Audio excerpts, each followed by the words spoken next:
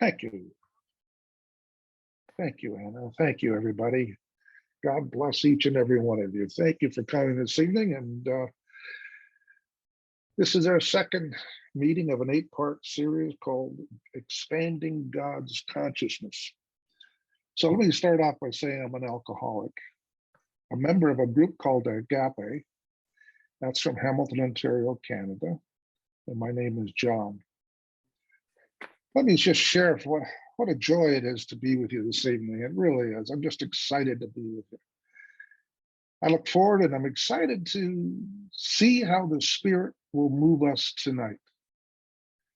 It's always great for me to witness and to hear and to have people respond in their recovery and what they're discovering for the first time, maybe for the first time, maybe in a different way. And maybe just reliving our old experiences back again with newness and vigor. One of the things you can tell about love is that it has zest, it has life in it, and you'll hear from people all over AA that has that zest for the program, and hopefully I can display that with you this evening. Last Monday, we opened up our powerlessness to include restlessness, irritability, and discontent. Or in one word, self-centeredness. Then we looked at developing a belief system and noticing the presence of God within us and around us in the midst. And tonight, we're going to be looking at the step 3 particularly as we really transition to a new way of living. So as already been mentioned, but I'll mention it to myself, is that we created an Instagram account for everybody to join. And Mickey's been so kind to put it in the chat column. Now, what is the reason for it? You know, how often have I, in my 50 years of sobriety, I went to a meeting and got inspired by a speaker and went home and I actually didn't do anything other than I was entertained. You know, my intention to come to Alcoholics Anonymous meeting was not only be inspired, but to live a new way of life. And how often, very often, I walked out without an action plan. So I made a habit some years ago that wherever I'm in a conversation like this, or whether I'm at a meeting, I walk away with one action that I'm going to take for the following week. Because faith without works is dead. And we get inspired, we're being nudged by the Spirit. If you believe that, we're being nudged. Something raises our curiosity, something touches our hearts and resonates us within. And this is the calling of a higher power that exists in every human being. And many, many years went by, I wasn't paying attention to that, but I do today. I pay attention to all the nudging. I'm sensitive to my curiosity and my interest in what resonates me. And I respond with some sort of action, hopefully being in God's will. So that the reason for the Instagram account is to do some simple practices and some of the things that we're going to talk about tonight, to start practicing an idea or two. It isn't to give you homework, or isn't, you know, to give you the drudgery about what I'm not doing, what you're not doing.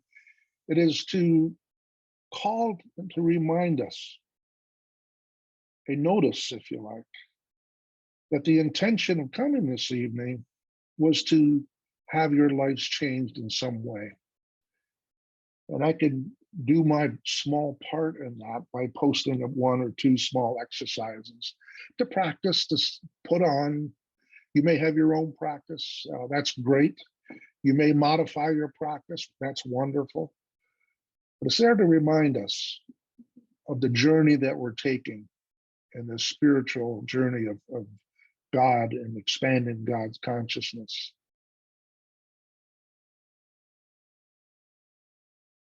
I will ask you, though, that don't judge yourself. Be kind to yourself. If you start doing an exercise and you don't do it for the rest of the week, don't worry about it.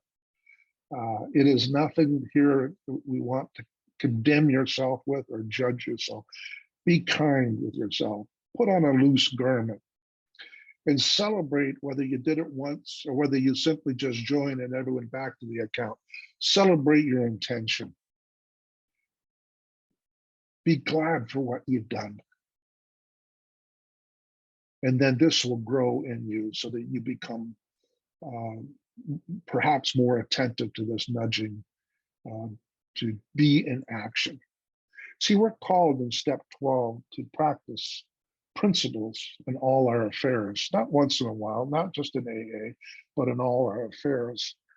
So this Instagram account is set up for you to practice, just to practice, to notice, to observe. And hopefully you'll get some results as a way of utilizing that Instagram. I'll also ask you to post comments, questions if you like.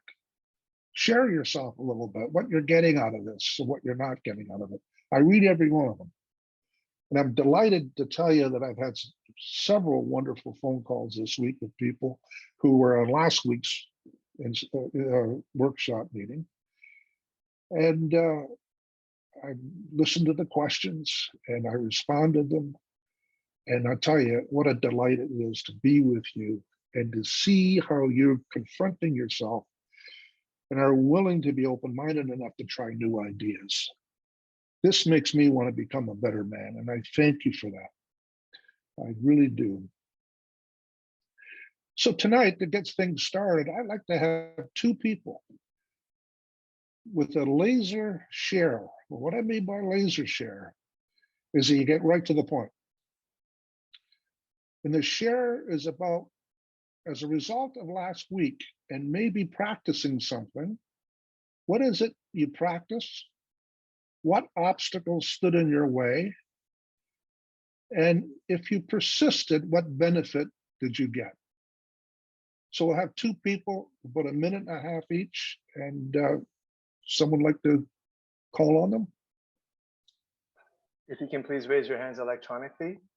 How you do that at the bottom of your page, reactions button, if you don't mind. I'll pick the first two hands. Thank you. Janine, come on up, please. Hi, everybody. I'm Janine. I'm an alcoholic.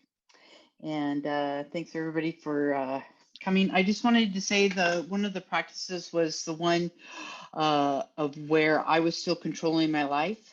And so I kept asking myself, where in my life was I still trying to be in charge and not letting go? And the way that I utilized and practiced this workshop was to sit a couple minutes a day and to ask God to take space and to recognize God's presence and to try to look within. And how that helped me was something that I was struggling with. It was an answer that I didn't really want, but I went, you know what? I need to follow it, and it's exactly what I needed. And so it was being open to that and seeing what I was trying to control, and which means I was blocking out God. So that's how I applied it. Thanks. Great. Thank you. Thank you very much, Jensen. Thank you. And Shal, come on up, please.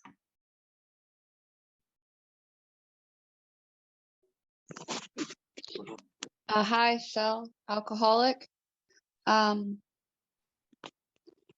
So mine was to practice being more honest with God and myself and trusting of God to be open and willing.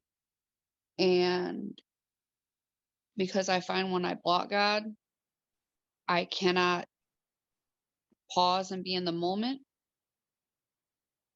I have knee-jerk reactions. I get upset easily, restless, discontent. And so I practiced with my prayer and really digging in to my God consciousness, my relationship, really. And it has in turn helped me to be more patient with my daughter, more at peace, to trust that God is guiding me in all his works. So that means everything I do. And it has helped me find peace. Thank you. Thank you, Cheryl. Okay, great. So next thing I want to say to you is that I need to admit that I'm no authority on spiritual matters. I really want you to get that. I am a sojourner. I'm a traveler on the same road that you're traveling, same path that you're doing. And my hope is that whatever you're getting out of this workshop is the work that you do with your higher power. I may be pointing in certain things, but I'd like you to really pay attention to what your internal experience is with God. And that's what you're going to bring out of the workshop, not necessarily something that I'm saying to you. So just get used to the idea that you're being partnered with your higher power, guiding you, directing you, and listening as carefully as you can to the voice that doesn't speak. It's a sensation. It's an intuitive thought. It is something in your curiosity. It's a word that you may have that may think you want to pause and reflect upon. It's those silent nudgings that help us, direct us, and give us what we need in the moment. That's how you're going to get the most benefit of this workshop. So I'm just throwing some experiences around that I've had with steps and what my practices have been. And I just want to encourage you once again, this is not the practice of Alcoholics Anonymous. It's my practice. And what we're giving in this beautiful program is the ability to choose the kind of experience in the way in which we operate within the steps. So the steps are like principles. And underneath the principles is our interpretation that's unique and different than everybody else. Now, this is kind of an interesting thought. There's an exclusivity to the world, and there's an inclusivity of the same world. If you look at every picture on the video screen today, you'll notice that not one person looks the same. We're all different. And yet we hold so much in common. So there's a difference and there's a commonality. The difference enriches us. So what you bring to this table tonight is your deep, rich experience and your interpretation of your life. And how you put that on and clothe the principles of Alcoholics Anonymous in it. So it sounds different coming from you. And that's how each of us learn. We learn because we share our experience with each other, and we're open-minded enough and be willing enough to listen to how it's being interpreted. Because we just may find a gem in a moment in time. Miracles happen because we're ready to make them happen. We're ready to notice. We're ready to be courageous enough to take on new ideas.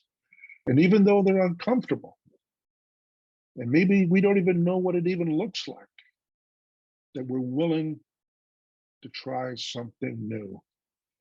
And how beautiful that is. So let's just take a moment and prepare ourselves for this sacred experience.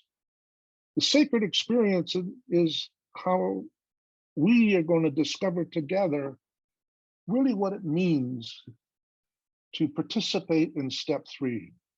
So it's a sacred opportunity. It's a holy place. It's a place where lives get transformed. So to get the most out of this workshop, You need to be fully present.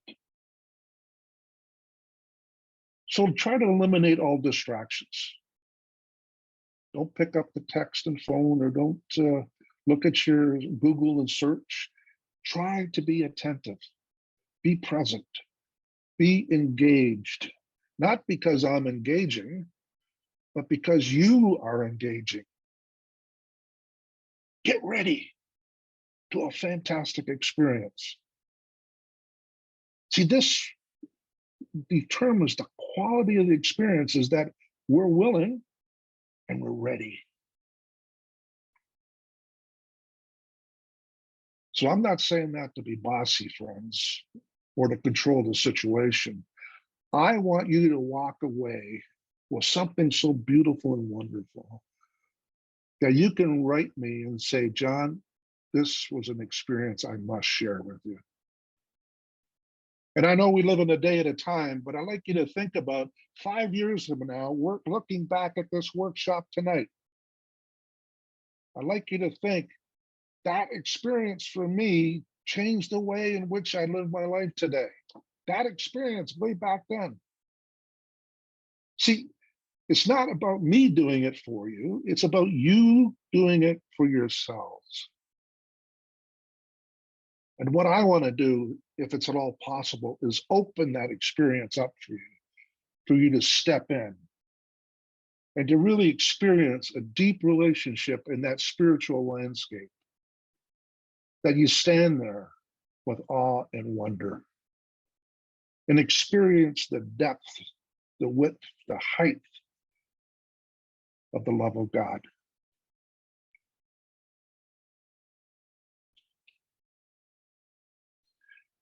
So we learn best when we're fully engaged, friends. Each of us have come here tonight full of the day's activities. Some of the things we might be hanging on to for days or weeks or months and even years. And we become preoccupied.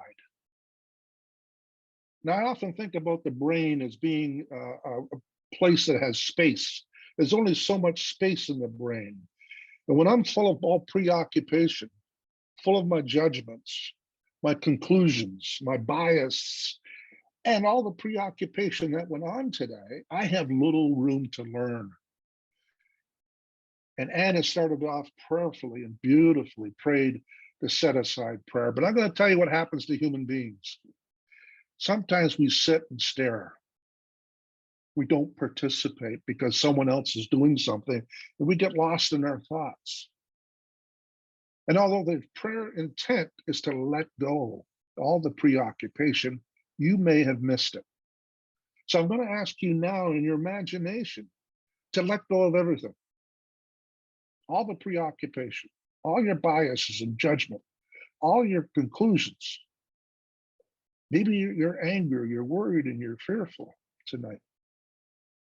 Maybe you're full of joy because of something wonderful happened to you today, and you keep thinking about it and replaying it over and over. Whatever the preoccupation is, right now, this moment, just let it go and be fully present, engaged, leaning in, and getting the full breadth of this experience. Thank you. So I'd like to have 2 shares, Ali, on what is the experience of being fully present. Again, a laser share, very sharp, very focused. What does it mean to you to be present, fully engaged, in the zone? Zane, come on up, please. Hi, I'm Zane. I'm an alcoholic. You can hear me? Yeah, okay, it's working. I'm new to this. Hi, good to be here. Lazy share what it's like to be present. For me, it's like taking a deep breath. But there's a stillness in the mind. There's a willingness to let go of the chatter. And also for me, there's just like, God help me. I don't know how to quiet this. But my life demands it because I want to be of service. That's what it's like for me. Thanks. Beautiful, beautiful, Zane. Thank you. Lisa, come on up, please. Hi, I'm alcoholic. My name is Lisa. Can you, yeah. I would say to be fully present for me, takes work, constant effort, because I'm always thinking ahead. I'm a doer. But when I'm fully present is when I fully experience God's voice. That I'm reminded in scripture where it says, be still and know that I am God. And that's when my recovery is at its highest. That's when I hear, I just lost my mom a few weeks ago, and being still, not rushing, I was able to hear a voice, call your mom. And I called her and I went up, and by God's grace, I saw her and was able to talk to her, not knowing that she was going to pass away that night. So yeah, benefits for sure. But it takes effort to be still. So Thank you, Lisa. And we're all sorry for the loss of your mom. Thank you for your share. So tonight, I was going to do steps 3, 6, and 7. And doing the work planning for this conference, I don't know if we can get through all of that. Because sometimes less is more. And I was having the feeling before I came on tonight, just to stop it at step 3. But we'll see how it goes tonight. I don't want to lose the impact of the prayer in which we're about to take at the end of this evening, the end of this lecture evening. I want to have the full impact of what it really means for us when we're fully engaged in the 3rd step prayer. I'll just go by my script now, because it assumes that we are going to be doing 3, 6, and 7. And I just want to acknowledge I'm not talking about steps 4 and 5 tonight, and I'm jumping over them. Not because I don't think that they're important or essential. They are. They absolutely are. And if one person asks, what is one step more important than the other, I would say no. They're like spokes in the wheel. The more spokes, the more integrity there is in the wheel. So every step is critical and essential for engaging God's consciousness. But for the purpose of this workshop, I'm going to assume that you'll be doing steps 4 and 5, because we have to have a fact-finding mission to be released from our past. We're tethered to our past because of the shame and the blame and the harm that we have caused. And it's by doing step 4, we begin to completion. We begin to recognize our responsibility in this thing called our lives. And from that, we can grow beyond, that we can remember the past, but we're no longer emotionally tied to it. Steps 4 is our first attempt to lay down what we would call the facts, where we eliminate blaming. Step 5 is the opportunity to really join the human race. It's about releasing the secrets to God, to ourselves, and to another human being, all the things that we've written about in steps 4. And it's the start and the beginning, or it's the threshold of joining the human family, because we become vulnerable and open. We begin to see that whatever secrets we have makes us ill. And we're able to seek forgiveness. We're able to open up, take responsibility for our behavior. And from that, we can move on. So no way do I mean to diminish steps 4 or 5, but I'm just letting you know that when planning this workshop, I didn't include them. Decided to turn our will and our life over to the care of God. Made a decision to turn our will and our life over to the care of God as we understood him. We made a decision. You know, first thing I would like to share with you is to decide. You know, you may hear people say, and I admit that I said it in meetings, All it asks me to do is to make a decision. Doesn't ask you to do it. It's as if you're trying to pass off something quickly without really giving it a lot of vertical thinking. All it asks me to do is make a decision, nothing more. Today, people decide and change their minds within the first hour. The decision, that when we use the word the decision, we forget its meaning of it. So just as a quick thing, if you decide to go to the show, what do? If you decide to go to a restaurant, what do? You go. So it's not like, well, I think I'll decide to go to the restaurant because that's all there is. You have to do is make a decision. No. The implication is that you're going to go to the restaurant or go to the movies. And this isn't any different.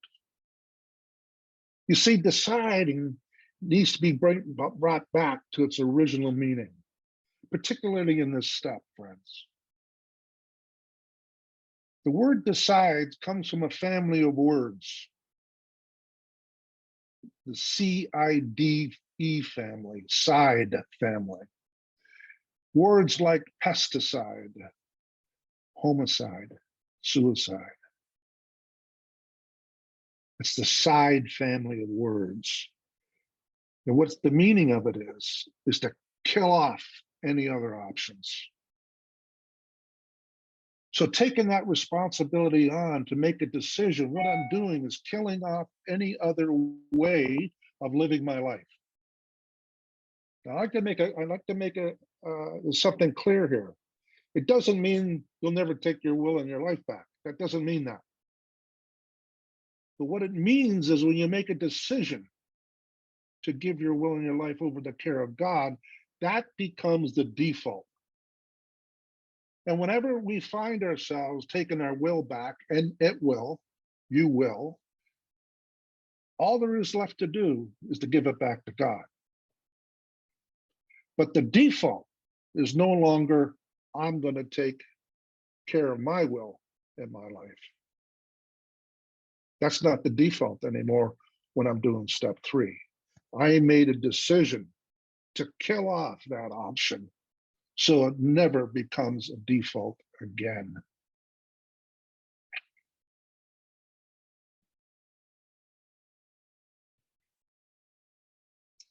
It means we have a new default of living our life. It is under the guidance and direction and care of God. Next thing I'd like you to pay attention to the word care. Care. What does it mean to care? Think back in your experience in life. Have you ever cared for somebody or something? Has somebody cared for you?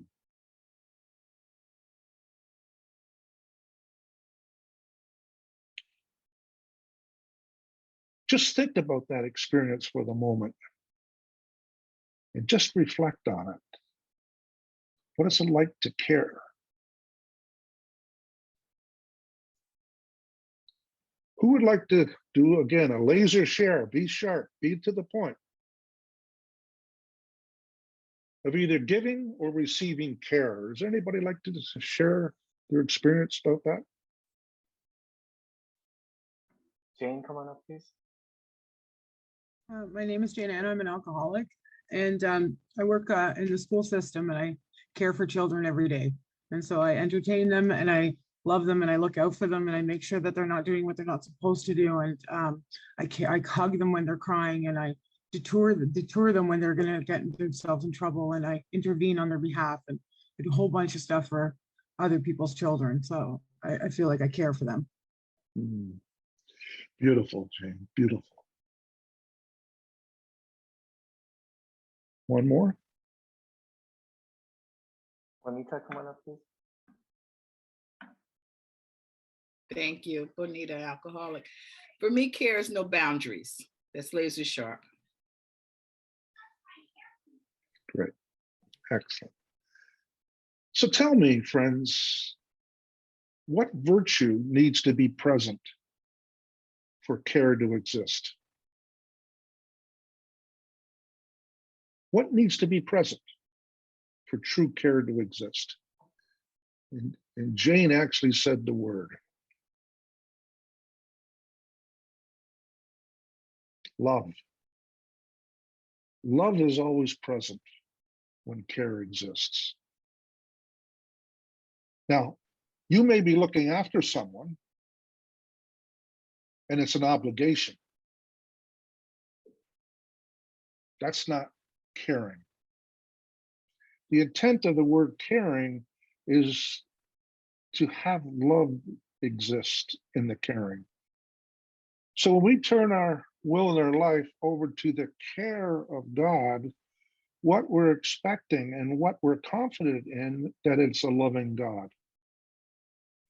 We begin to trust that there exists a higher power that has love, unconditional love, agape love.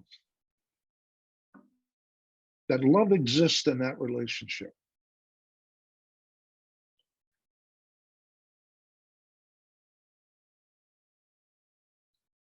So if we decide to turn our will and our lives over to the care of God, what are we getting rid of? What does our life look like when we are doing and being the way we are before we make a decision? And consider two selves. Each of us have two selves. One authentic self or true self, and the other one a false self, a shadow. You know, sometimes it can be referred to as I and the small me.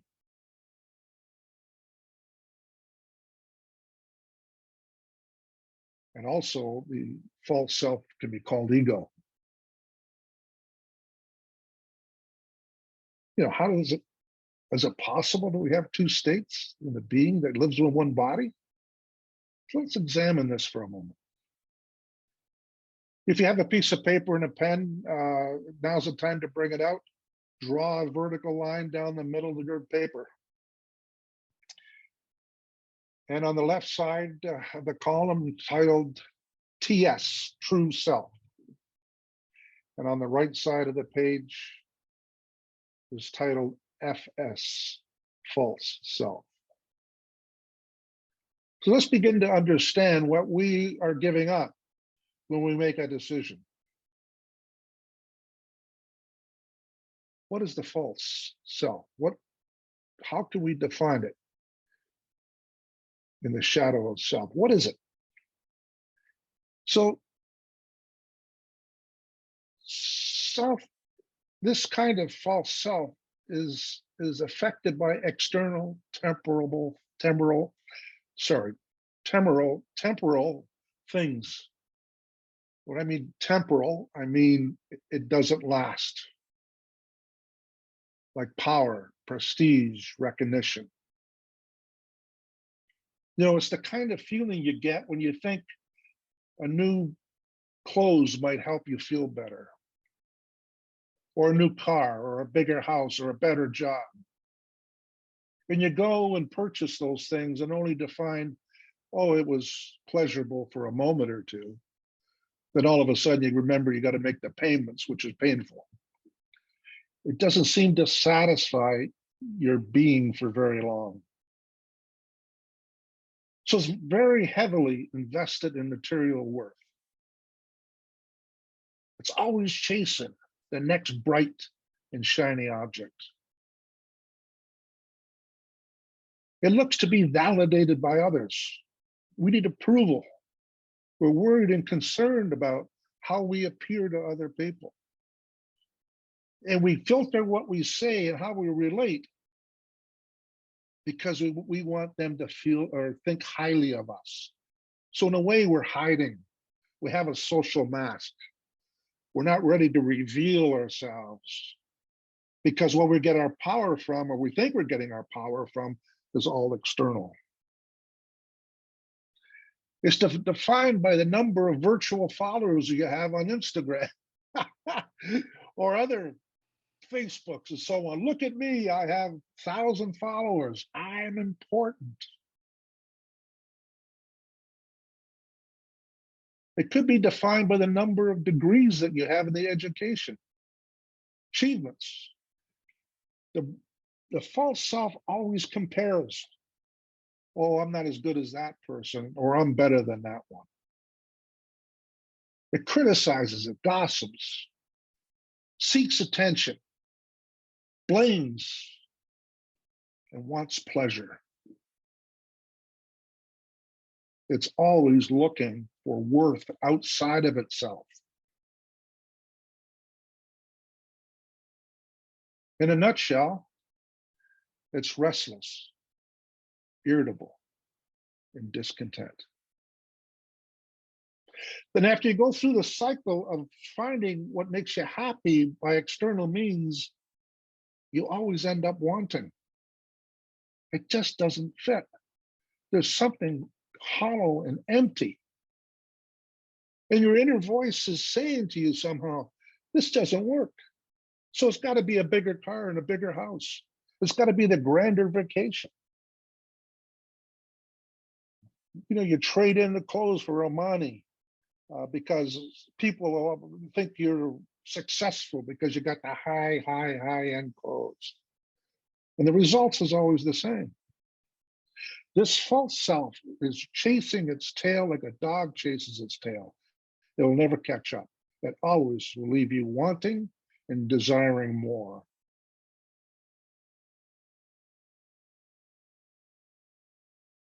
Who I am is a question for the ages. And I'm sure sometime in your life you have asked yourself that question. Who am I?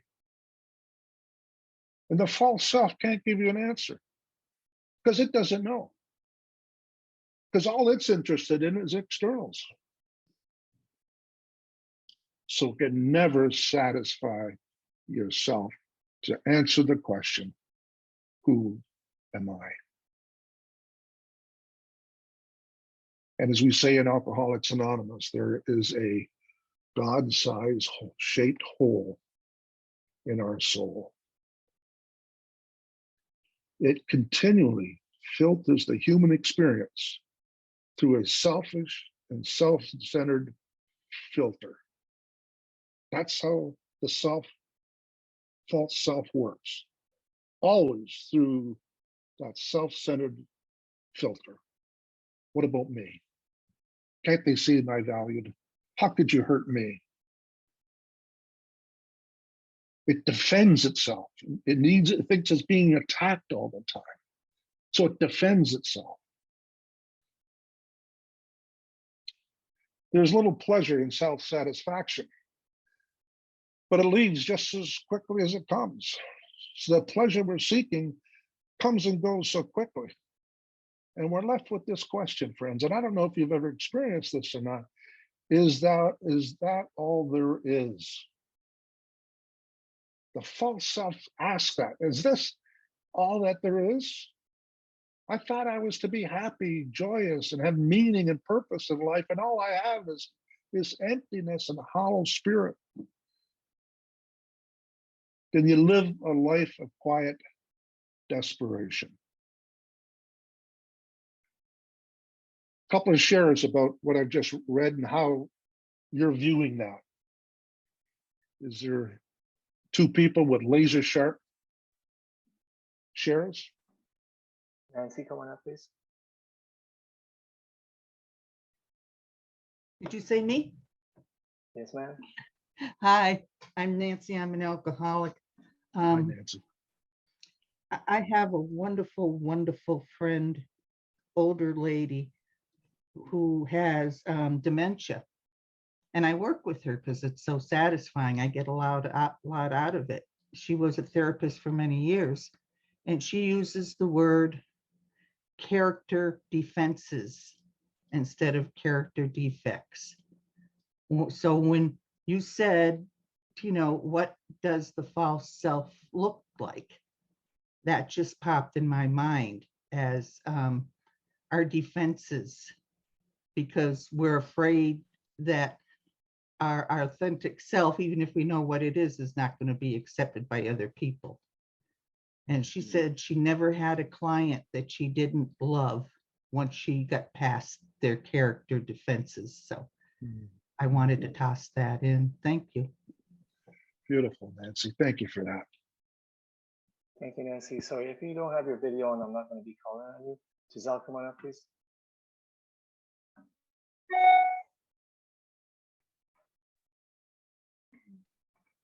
Giselle, go Now? ahead. Yeah, go ahead. I'm an alcoholic. My name is Giselle.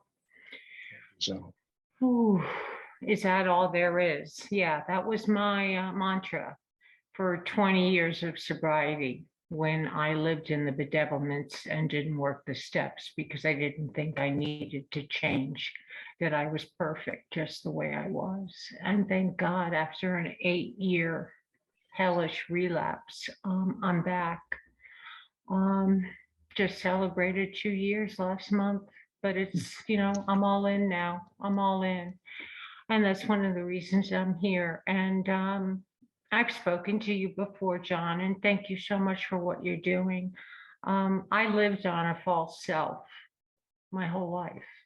It was always about the outside to make the inside feel better. And it was always a temporary fix. I managed to go to law school, become a good lawyer, work in drug courts, and then became a judge to create another type of drug court, and helped a lot of people for 9 years.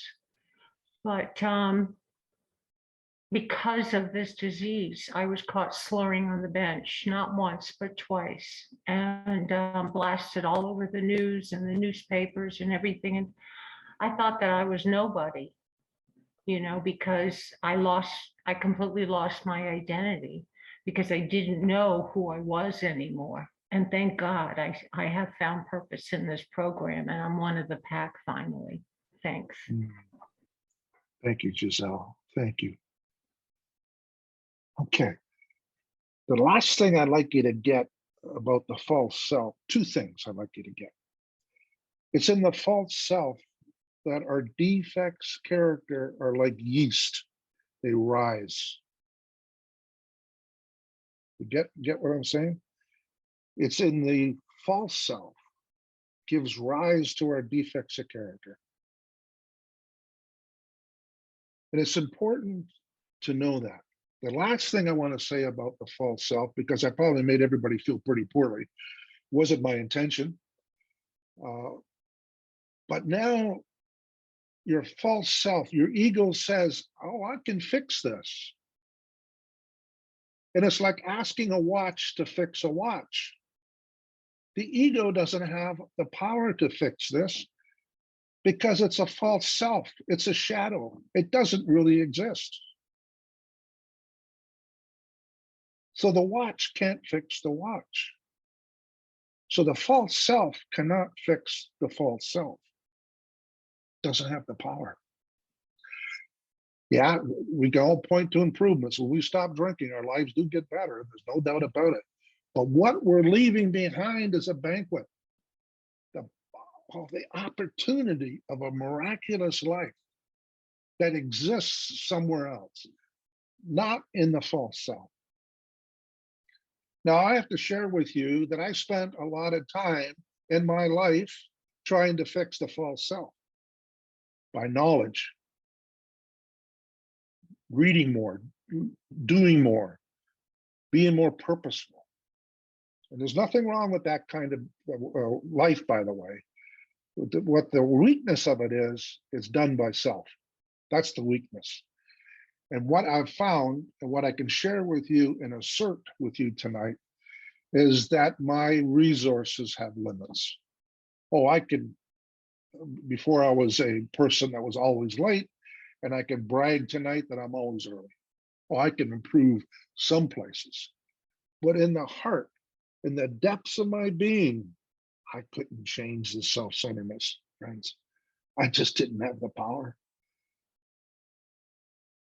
Now, I get in our step 12, there's nothing going to help us prevent ourselves from drinking as helping others. I get it.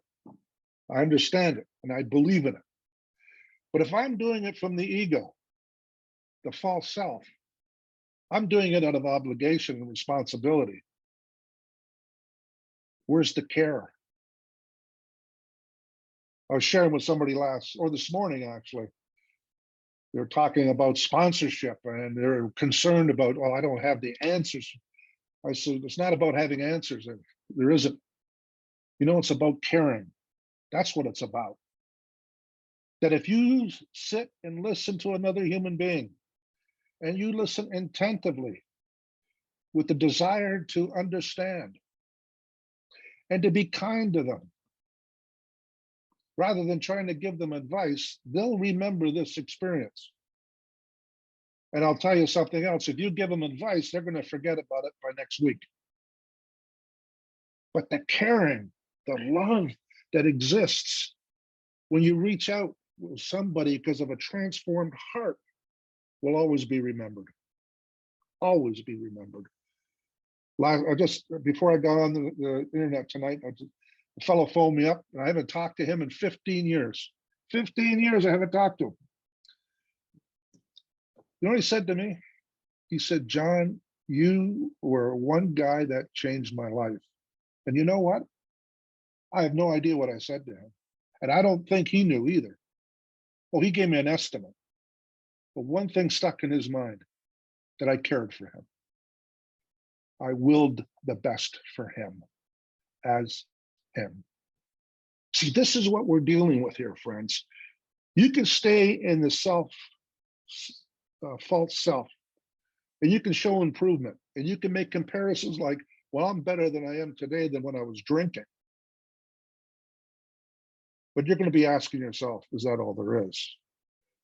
I cannot tell you how many people from 15 to 25 years of sobriety have come to me and say, you know what, there's something wrong. There's just something wrong. And it's because of this, what I'm sharing with you tonight. The false self gives rise to defects of character. The false self can never fix itself. So we belabored that for long enough. What's the true self then? I had a wonderful phone call tonight or this week from a lady. She said, I don't know who I am.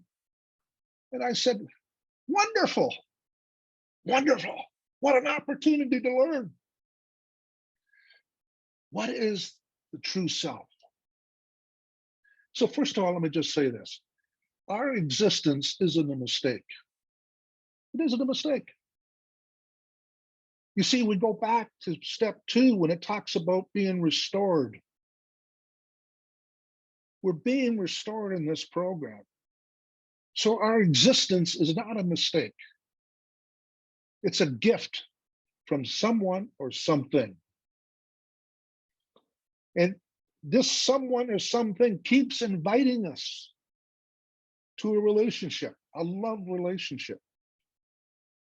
Doesn't stop. We could be in the false self, and all of a sudden we get an urge, a nudge to pray, to think about God maybe. See, it keeps calling us in. It keeps saying, come and see, come and see. So we're always being invited. Our most profound freedom is not to do what we want, but to be who God wills us to be. Let me repeat that. Our most profound freedom, deep, truest freedom, is not to do what we want because we're adults. No.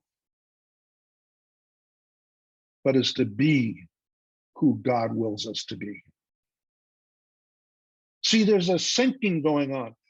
You know, the false self, we're broken. And in the true self, there's unity. There's connectedness. It's a healing.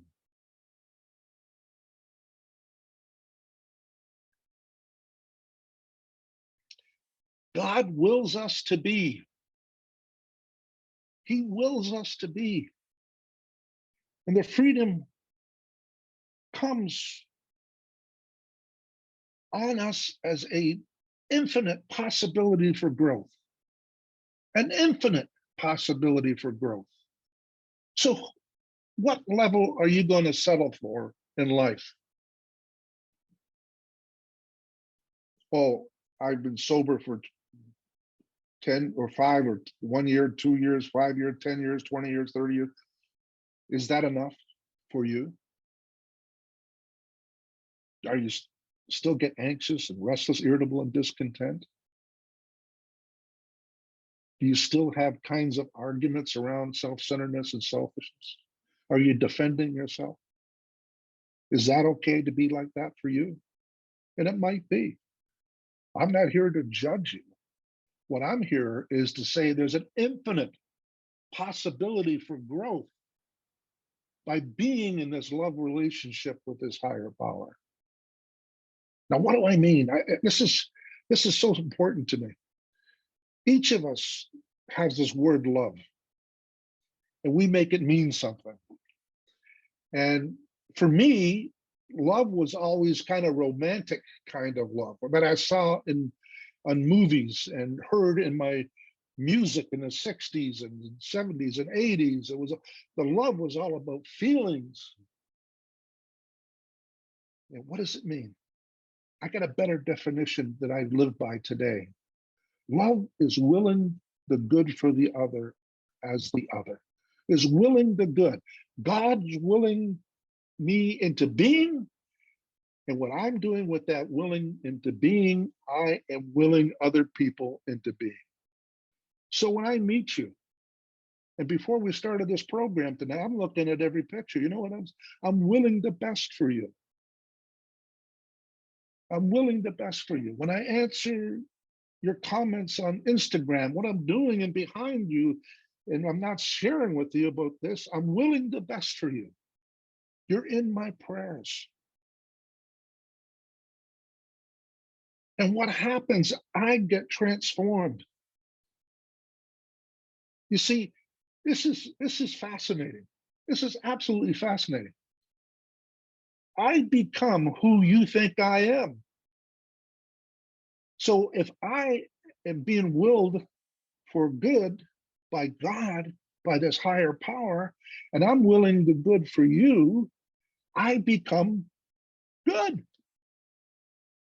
See, I have purpose and meaning. My life gets elevated. I don't do that as a first reason to do it, by the way, because I care. But I'll tell you what happens is you elevate me, God elevates me, and I get to celebrate life like I've never celebrated it before, brother and sisters. I have to tell you that. I was sharing last Monday night about going through the grocery store, almost skipping. You can imagine a 74-year-old overweight man with a grocery cart skipping through the bakeries in the supermarket, smiling at people, engaging with them, saying hi and thanking them for their service and meaning it. See, I get to have life like that. Now, just to share another little experience I had. I'm here in San Antonio visiting my son's family. They decided to buy a new puppy. That's 6 hours from San Antonio on a drive.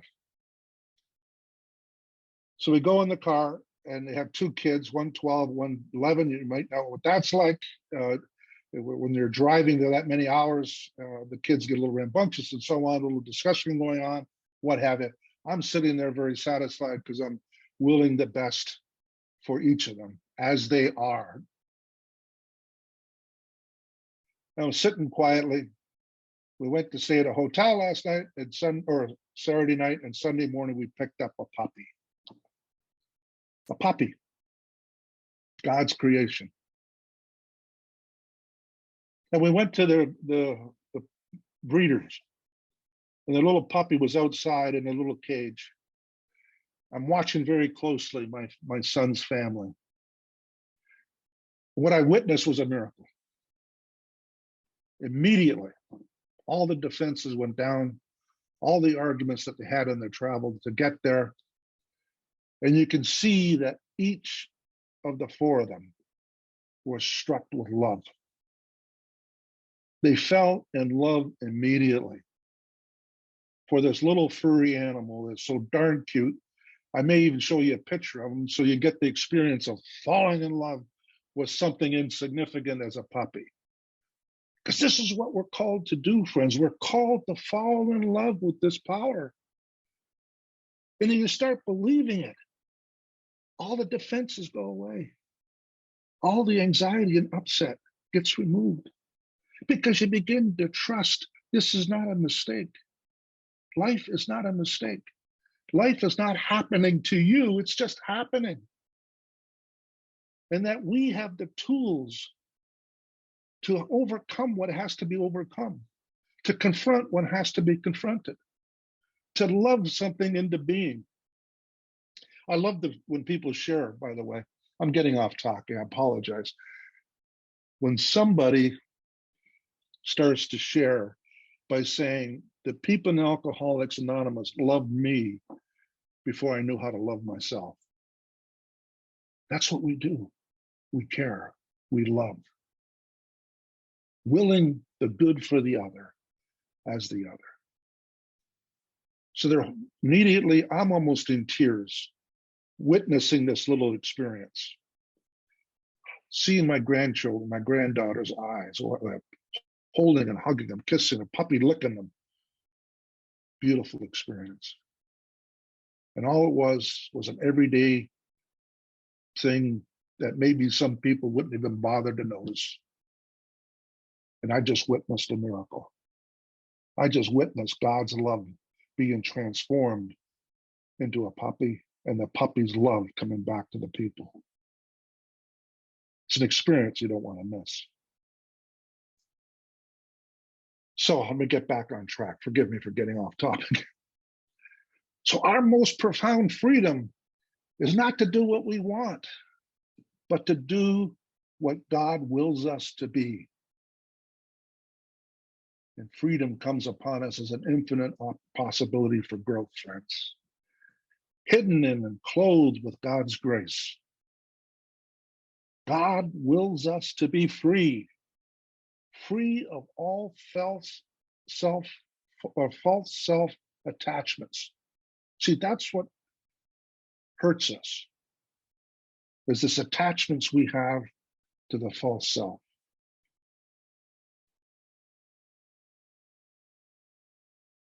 What God wants most for me is myself. My sacrifice must include letting go of the false self. I have to be available in order to find my true self. I have to let go of that life as it defines me. Now we have to live in the world. We have to go to work. We have to earn money. We have to save. We have to work hard. Those are good things. Those are external things. But what the difference is, what I'm sharing with you, is they don't define us. They never will define us because we're something different than those things. We allow God to define us. That's what we allow. And false self is a distraction. I must learn to go beyond my narrow limits of my ego. So in other words, very simply, to save my life, I have to lose it.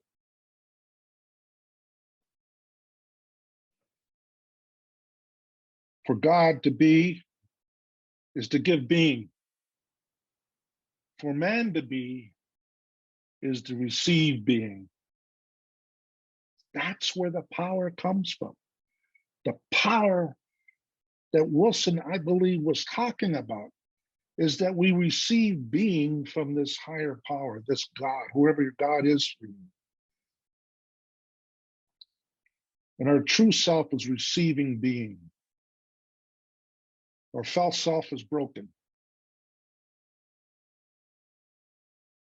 And our true self is intact. The unifying act is practicing each step in our 12-step program, guiding us to live in our true selves. What's our response to God's love? Our self-gift is to love our neighbor as ourselves, as acts of service. See, we find ourselves by losing ourselves. We discover our true self by letting go of self. It's a paradox, hidden in plain sight. So by giving the self-gift, living our lives for another by serving others, we get to know our true selves.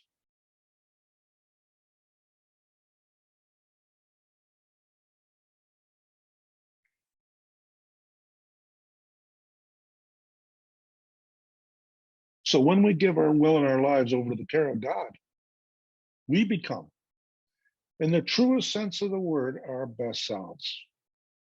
This likeness to God reveals that man is the only creature on earth God willed for itself, cannot be fully find him or herself except through the sincerest gift of him or herself. In other words, only we can find our true self is by being in service, which we in Alcoholics Anonymous know so much about. Love increases to the portion as it is shared. So if I love little, I share little. If I share little, I love little.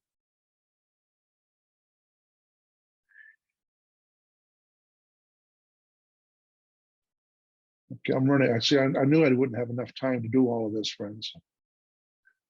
But I think this is okay because this is such a significant and transformative step. See, it's more than just making a decision. There's implications in it. But I wanted to give you a clear picture of what you need to give up in order to get the true self. You need to give up the false self, which doesn't serve you for any good purpose. Not because that the situations in them are bad. So buying a car is not bad. Don't walk away with that opinion. But when we define ourselves by buying a car, that's what's bad.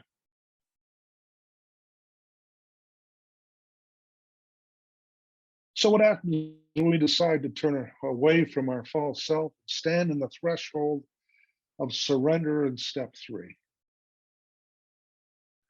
Friends, I invite you to prayer. Let's recommit to be fully present and without any preoccupation. Let go of all the tension and recall you're on holy ground right at this moment. Kind of take off your sandals as a metaphor, out of respect for what we're about to pray, and fully appreciate that you're in a presence of a much greater power than you can even imagine. Power that is constantly inviting you to a love relationship.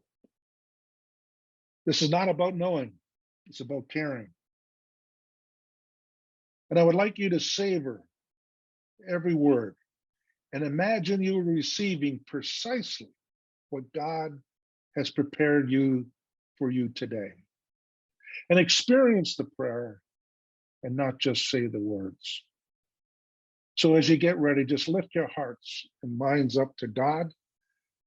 Pray together this great and wonderful prayer of the 3rd step. God, I offer myself to thee to build with me and to do with me as thou wilt. Relieve me of the bondage of self, that I may better do thy will. Take away my difficulties, that victory over them may bear witness to those I would help, of thy power, thy love, and thy will way of life. May I do thy will always. And as we sit for a moment in meditation, reflecting on what we just did in the prayer, let's continue to pray by thanking our higher power for each gift that he has bestowed on us. We accept the gift gladly and thankfully. And we may not know even what the gift is at this moment, but we trust that we've been given something to transform our hearts and minds. Amen. Thank you very much for listening, friends. We'll open up the floor for 15 minutes for questions and answers or comments. Ali, if you'd like to take it away.